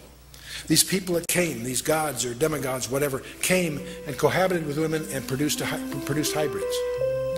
I discover from some apparent experts in the American Indian culture that this business of holding a hand up saying how, that's Hollywood. But what apparently was the practice when they met a stranger was to hold up the hand so they could count fingers. They had a terror of the six-fingered people. And if you go to the ruins at Chaca, New Mexico, they have one of the exhibits there that you want to take a look at, the famous pictographs. And among those pictographs you'll find the fearsome six-fingered hand as part of that. I came across something else that's kind of, the Pawnee Indians have an account that you remember Buffalo Bill, real name is William Cody. He wrote his autobiography in 1920, very colorful guy. You can get his book, it's popular. But there's an interesting quote in his book by Buffalo Bill Cody, published in 1920. He says, while we were in the Sandhills scouting the Niobrara country, the Pawnee Indians brought into camp some very large bones, one of which the surgeon of the expedition pronounced to be the thigh bone of a human being. The Indians said the bones were those of a race of people who long ago had lived in that country.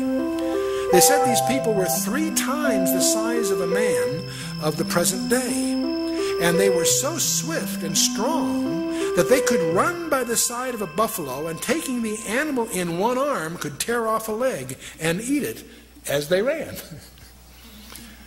I don't know what to make of that. It's in his autobiography. It's published in 1920. I don't think he was worried about UFOs and stuff, but it is a interesting allusion to the Indian legends. In the early country, Ashur, they always speak of the flying god of Ashur. And this diagram you see in many of the ancient monuments of a man with a bow, something like Nimrod perhaps, and the wings. And you see this on the monuments. Here's an example of them. As you go through Egypt, this is a snapshot in one of the tombs of, I think it's Ramesses II, but you see it all of them. You'll notice on the headers of these passages, again you see a flying disc, again and again and again, as you go through Egypt. You look at the headers on many of these monuments. You look up there and you always see the flying disc, sometimes with a snake involved. And you see it again and again and again. Sometimes you see a person involved with these, and you even find the disc being transported from place to place. So this seems to be something more than simply a symbol of some icon that they're worshiping. Well, you say, gee, Chuck, this angel view is kind of strange. I hadn't heard of that before. You know, when our book was published, I got telephone calls from top executives of some of the Christian publishers that were angry, not at me, at their seminary background, because many of them are graduates of seminaries, and they were never taught the angel view. And that's disturbing. You may not agree with it, but still should be taught as one of the alternative views. What most people have taught, you'll find it in many Bible handbook stuff, the so-called lines of Seth view.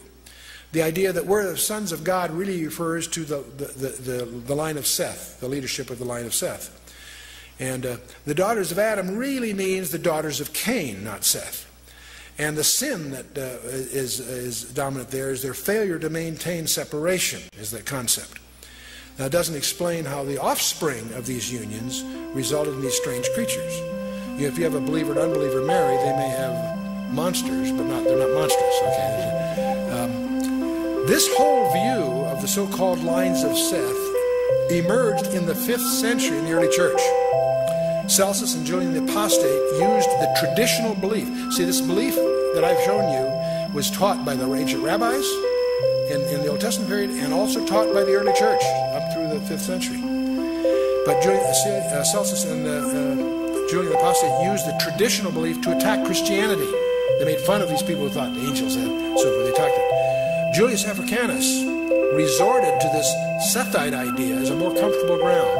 People find that less spooky, and Cyril of Alexandria used it to repudiate the Orthodox position.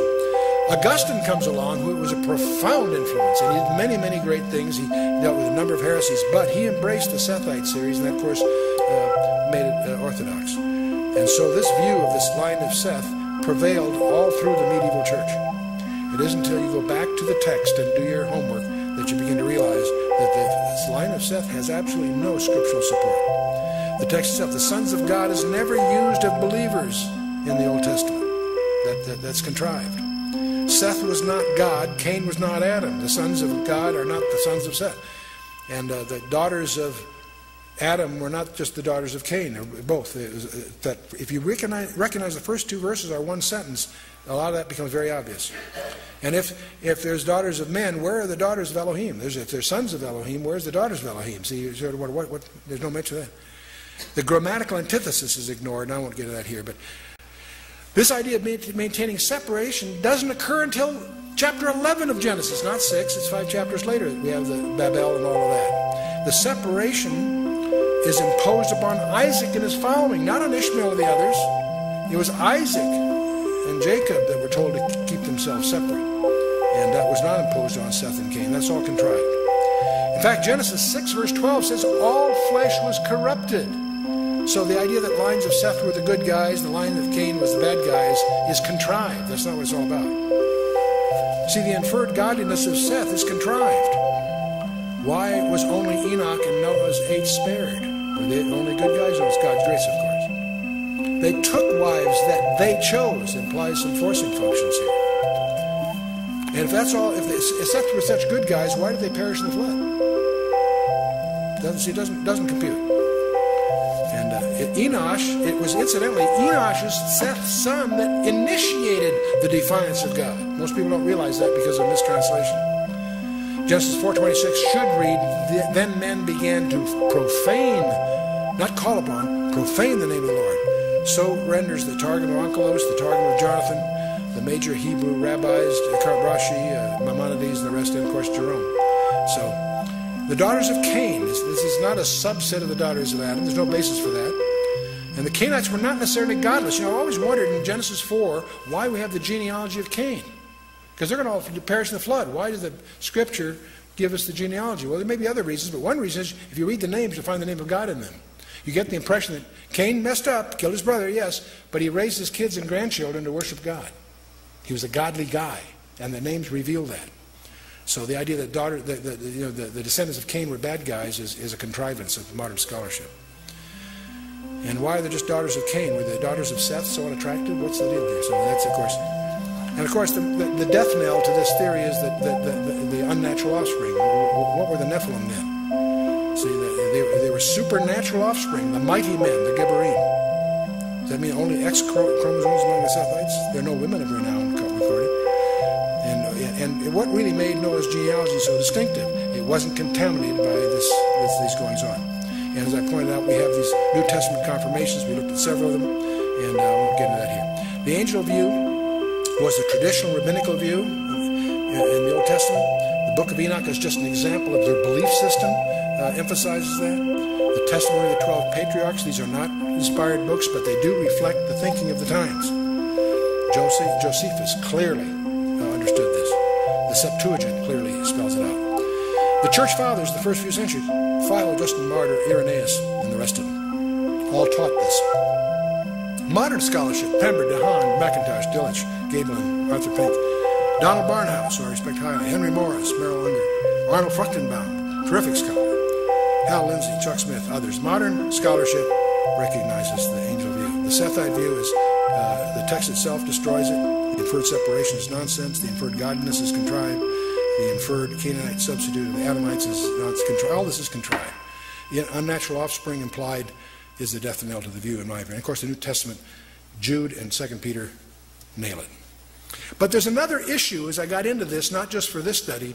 It's important for us to understand that the Nephilim were not confined before the flood. We don't know how they came about, but they were Nephilim after the flood. When Moses sends in the 12 tribes, in Numbers 13, verse 33, they encountered the Nephilim in the land. Who built the pyramids? Let's see, there's another quick ancillary question here. Who built the pyramids? The Great Pyramid of Giza, the Stonehenge in Britain, and the circle of the Rephaim in the Golan. And they're up in the Golan Heights. There's an unexplored monument we discovered up there that is called the Gilgal Rephaim. Who are the Rephaim? And the circle of Rephaim is 5 circles and 20-ton stones, about 155 meters in diameter. Dated to about 3000 BC. It's built on a flat plateau. And by the way, you can only detect its architecture from above, strangely, and so forth. There's some others, too, that are, if you fly over that area, you see the hints of others. These have never been explored. And the point I want to get across, it startled me to realize that this is not simply a study in Old Testament ancient history. It is essential to understand, if you're going to understand your Bible, understand prophecy. You need to understand there were Nephilim after the flood. In Genesis 4 it says there were Nephilim in those days and also after that. It even hints at it right there. In Genesis 14 and 15 we discover there are 4 tribes at least, the Rephaim, the Emim, the Hurim, and the Zamzummim, that Joshua was instructed to wipe out every man, woman, and child. Boy, that sounds like genocide. It was. Because we had the same thing, not a flood this time, it was a local situation.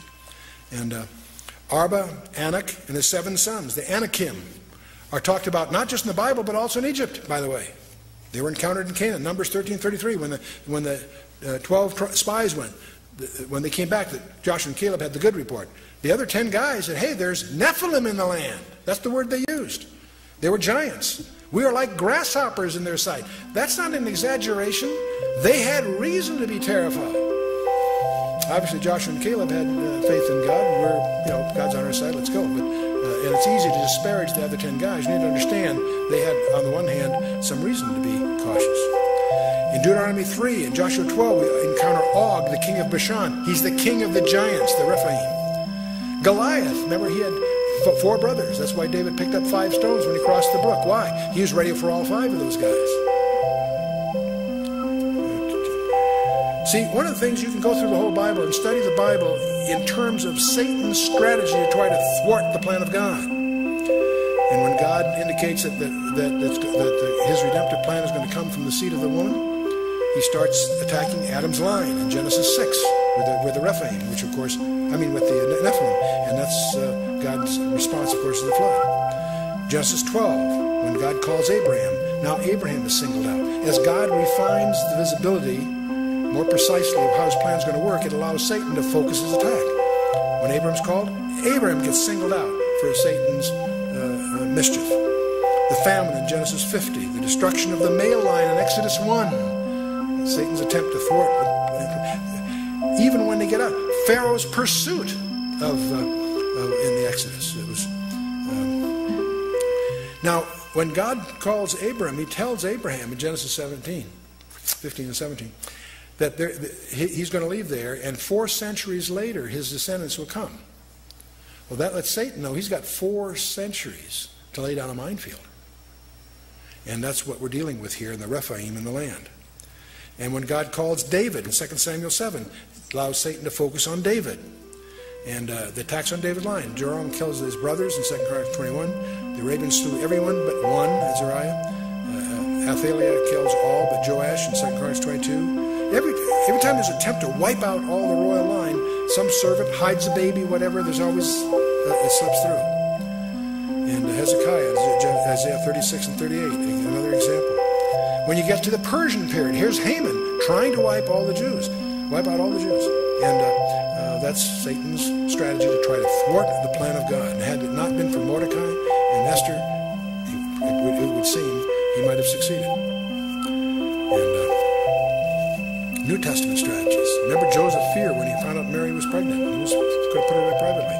God says, no, don't do that. This is part of my program. Herod's attempt when he wipes out all the babes in Bethlehem. It's Satan's attempt to wipe out God's plan. At Nazareth, in Luke 4, when Jesus uses Isaiah as his mandate for his ministry, Isaiah 61, we're going to throw him off a cliff, but he slips away. In Mark 4 and Luke 8, there are storms at sea, and I think they're both supernatural ones. That's why Jesus rebuked the sea and so on. And of course, the ultimate thwart was the cross. The cross. And this is all summarized in Revelation chapter 12. You can study it there carefully. But the main point of all of this is that Satan is not finished yet. And that may be what the UFOs are a preamble to. By the way, what does the Golan Heights, Hebron, and the Gaza Strip have in common? They're in the news day all the time, right? These are the areas that Joshua failed to exterminate the Rephaim. The word Rephaim means the dead, the walking dead. Isaiah 26:14 says they cannot be resurrected. These are strange creatures. And it's interesting, if you study the strongholds that they failed to defeat, you'll notice that those same regions are the territories, the so-called West Bank, that are in dispute today. I think that's fascinating. Not Joshua, but his descendants failed to deal with these issues, and they plagued them to this very day. The Golan was called Bashan, and it's just when Jesus is hanging on the cross in Psalm 22, verse 12, he says a strange thing. He says, "Many bulls have compassed me, strong bulls of Bashan have beset me round." I have no idea what that means, but I suspect he's not talking about cattle. I think he's talking about some kind of demon oppression that's involved. I think that it's an allusion to the Rephaim. Let's talk a little bit about the nature of angels, because that's really at the root of this problem. You notice we learn a lot about angels by looking at the Bible. They always appear in human form. They look human. In fact, many people entertain them unawares, we find out. Sodom and Gomorrah, the homosexuals were after them. That tells you something. I don't want to be too graphic here. And at the resurrection and at the ascension, there's always a pair of angels. And they're like men. They look like men standing there. They spoke. They took men by the hand. They ate meals with them. They're capable of direct physical combat. The Passover in Egypt was by a death angel. In the book of 2 Kings, slaughter of the 185,000 Syrians. One angel after night slaughters 185,000 Syrians. You don't mess around with angels. Now, and they don't marry in heaven. Now that's a phrase. By the way, I'm making a contrast here. With the demons of the New Testament are not like this. They apparently are powerless except to the extent they can embody some person. They're not like angels. Don't distinguish between fallen angels, the bad guys, and the demons. The demons apparently are disembodied spirits looking for embodiment. Angels don't have that problem. They apparently can materialize it. All the way through the scripture we see them that way. We do know they don't marry. Because the question everybody has is, can angels have sex? The scripture says no. No, it doesn't say that. Jesus says, for in the resurrection they neither marry nor are given in marriage, but are as the angels of God. He's talking about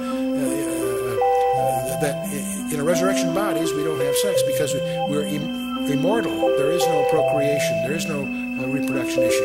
And angels, he's talking here about the angels of God in heaven. I would not speculate on the technologies available to an angel who falls. And that's what we're going to be dealing with here.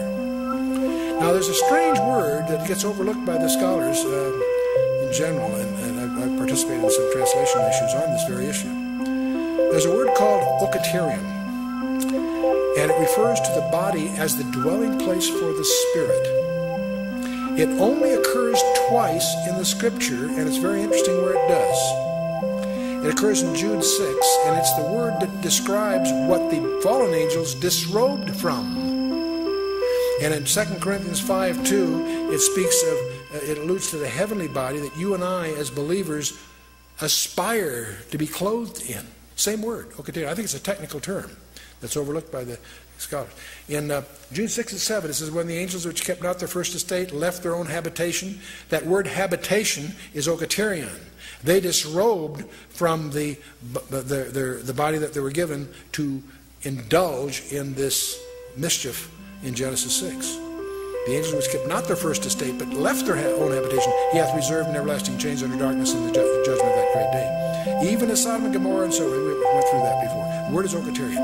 In 2 Corinthians 5, 1 and 2, Paul tells the Corinthians, for we know that if our earthly house of this tabernacle were dissolved, we have a building of God, a house not made with hands, eternal in the heavens.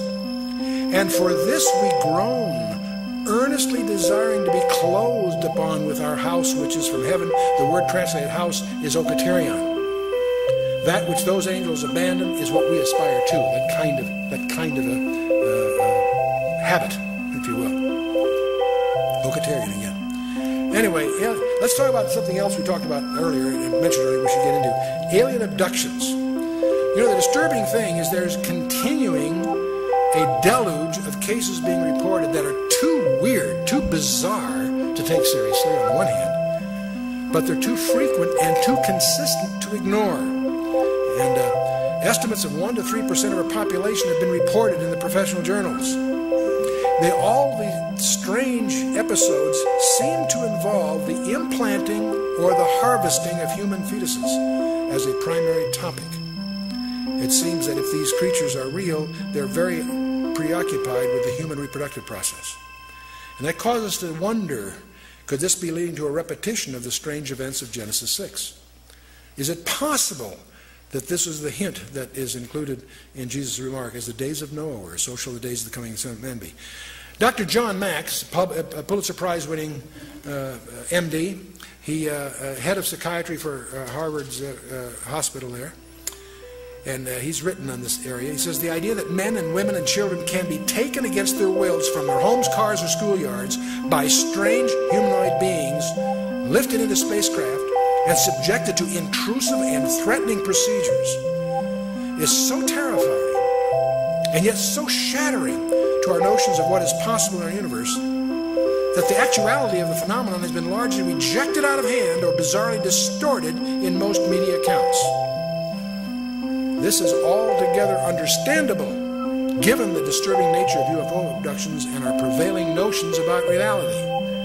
The fact remains, however, that for 30 years and possibly longer, thousands of individuals who seem to be sincere and of sound mind and who are seeking no personal benefit from their stories have been providing to those who will listen consistent reports of precisely such events. By the way, John Mack has personally dealt with 76 cases himself. He's profiled others. These are people above average intelligence with no prior psychiatric history that clearly are subject to some kind of trauma. And there was a conference on this abduction phenomenon at MIT. And John Mack was one of the co-chairmen of that conference. And he says, if what these abductees are saying is happening to them isn't happening, what is? See, what's really going on here? Here's Mack's challenge to the professionals that were there assembled. The high degree of consistency of the stories, the absence of any prior psychiatric illness, the physical changes and lesions. Some of these people have scars from the procedures, and I've encountered one myself on that.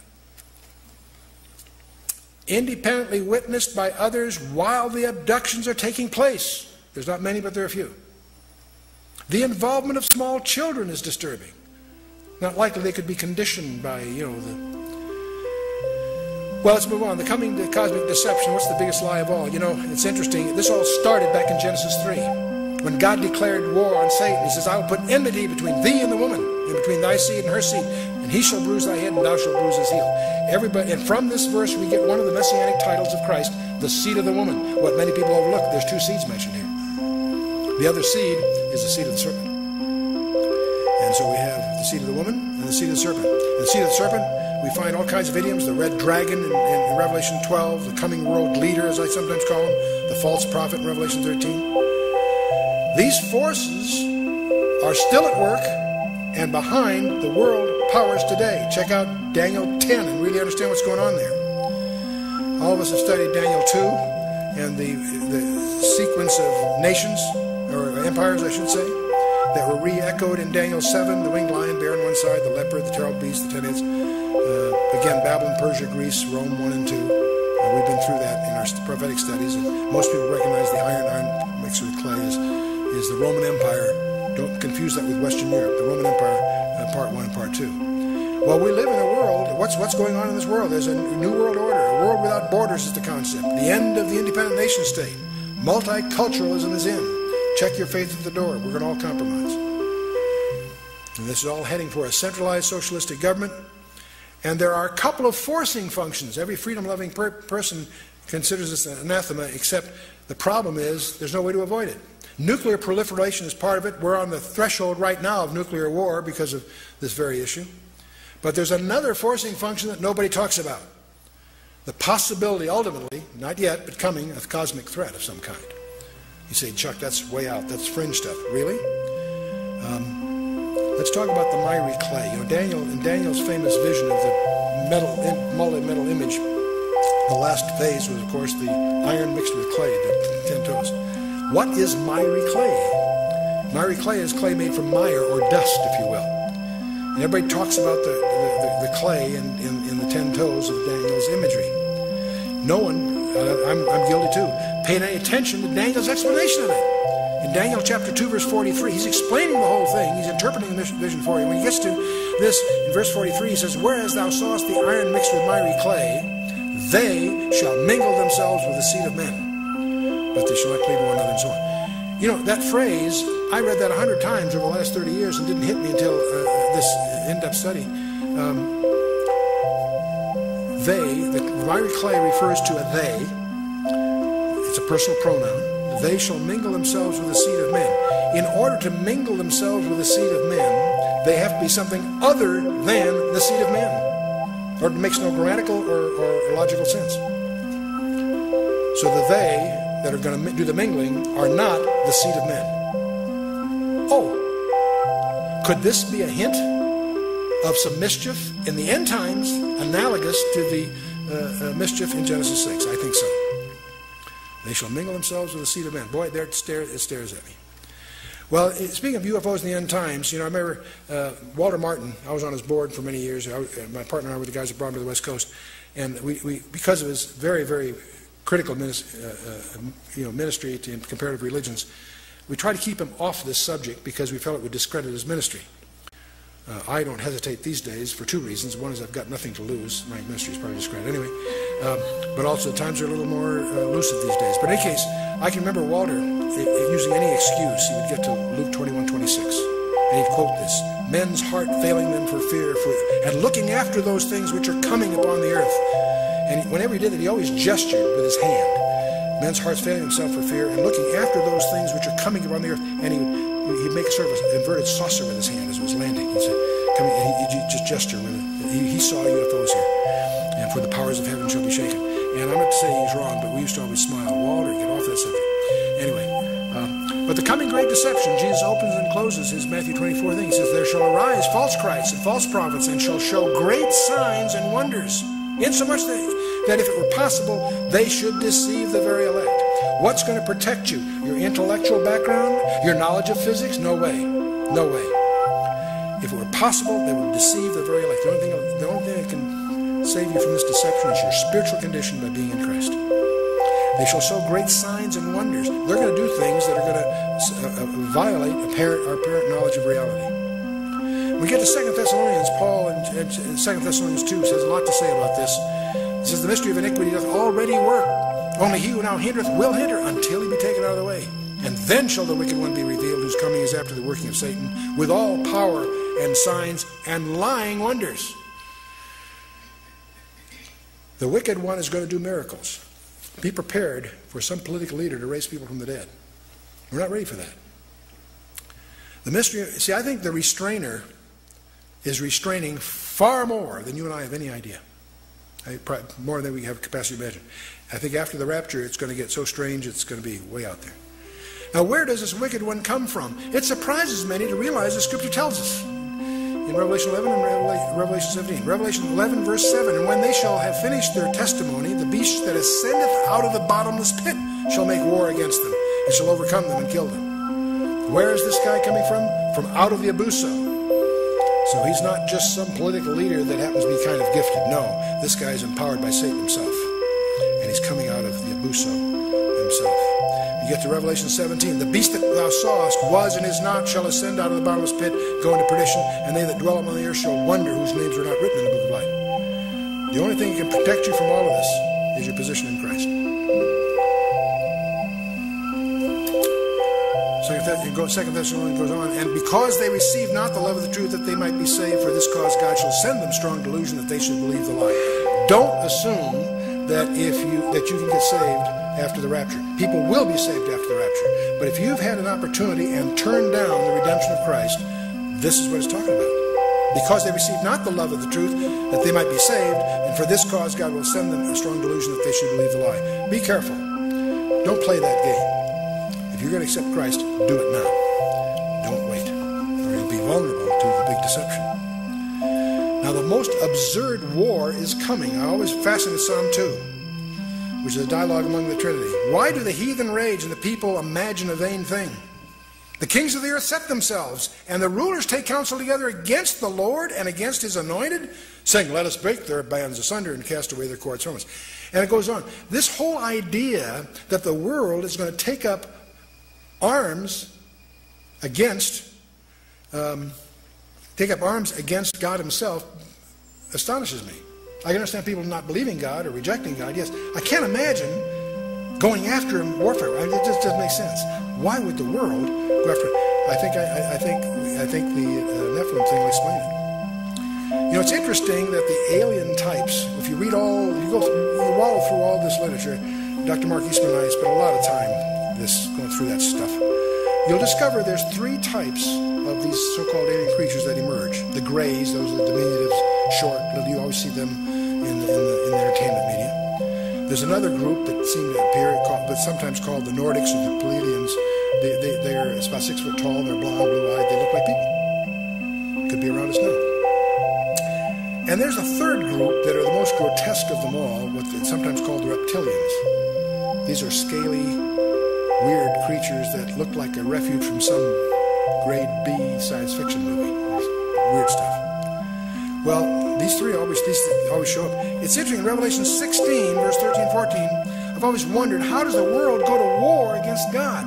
And John tells us, I saw 3 unclean spirits like what? Like frogs come out of the mouth of the dragon, out of the mouth of the beast, out of the mouth of the false prophet.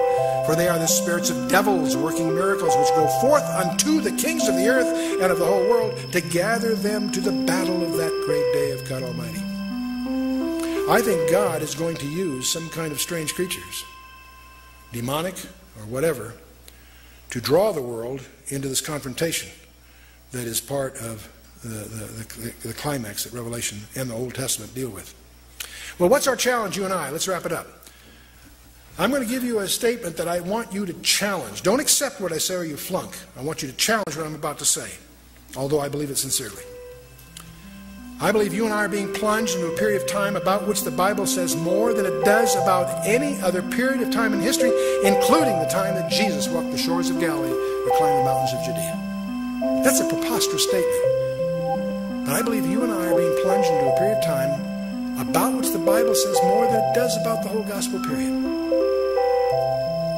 Now, we monitor and publish backgrounders and weekly updates on 10 strategic trends. And we continue on our website and in our publications.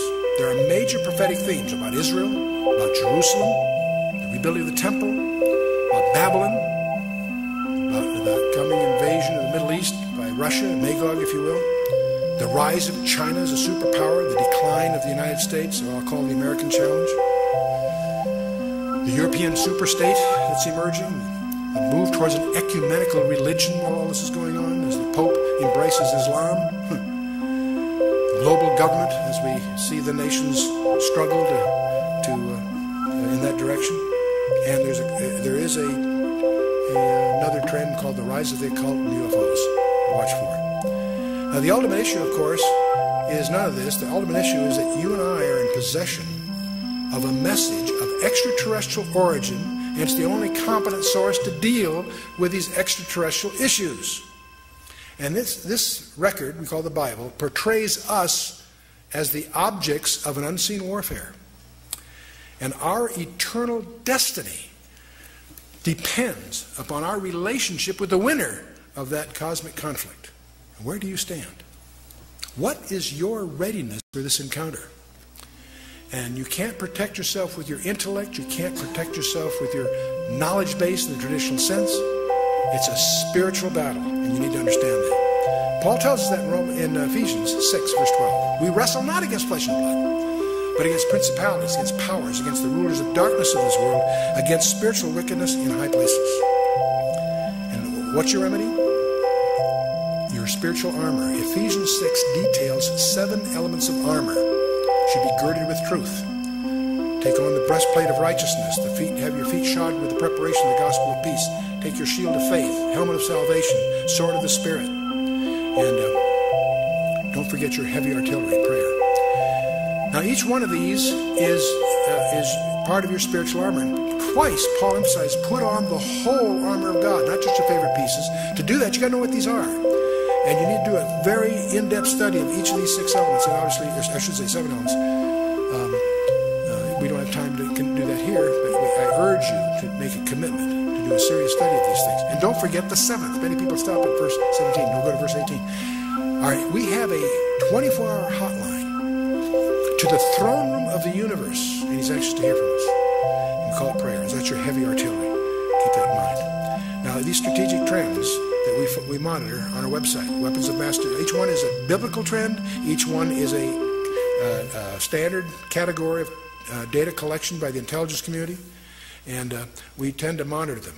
Weapons of mass destruction, the rise of Islam, the struggle for Jerusalem, the Magog invasion, the rise of the European superstate, the rise of China, biotech and global pestilence is another one, ecumenical religion, global government, and the American challenge. Now, each one of these we have backgrounders on. Each one of these is on our website, and there's no passwording required. You can get your background by just dialing in. We also will give you a weekly update once a week. We call it e-news. If you sign on our website, Give us your email address, no charge. You can turn it off when if and so you want to. We will send you each week 1-page summary of what happened this week that's biblically relevant, and we'll give you the links as to who's following it competently. No charge. It's part of our ministry to make you aware of the times in which we live and its spiritual ramifications. So what do you do besides this? We also publish, probably the most popular things we've done, Learn the Bible in 24 Hours. It's available as a book. It's also available as a CD-ROM with over 1,400 computer-animated diagrams. And it will take you from Genesis to Revelation in 24 one-hour sessions. That sounds audacious, but 24 one-hour sessions accompanied by computer-animated diagrams covers a lot of ground. What it'll do is give you a grasp, a respect for the integrity of the whole package, and you'll be able to navigate all the way through whatever issue you may have. If you survive that ordeal, we also publish expositional commentaries on each book of the Bible, verse by verse, with detailed notes, diagrams, and what have you, and they're available on a week-to-week basis or as packages. They're also now available on CD-ROM, which makes them much less expensive and also allows many of them to be accompanied with computer-animated diagrams. We also publish topical briefings. Most of you may be familiar with our briefings. We have probably well over 80, maybe 100 topics. Biblical, scientific, geopolitical, what have you. And we're also starting to get into videos like the one that you're watching. And we have other resources, of course, a monthly news journal that the first year is free if you sign up for that. Our internet site is the flagship of our entire ministry. I encourage you to look it over. It's been much heralded. We're one of the oldest sites on the net, and we have a really talented team.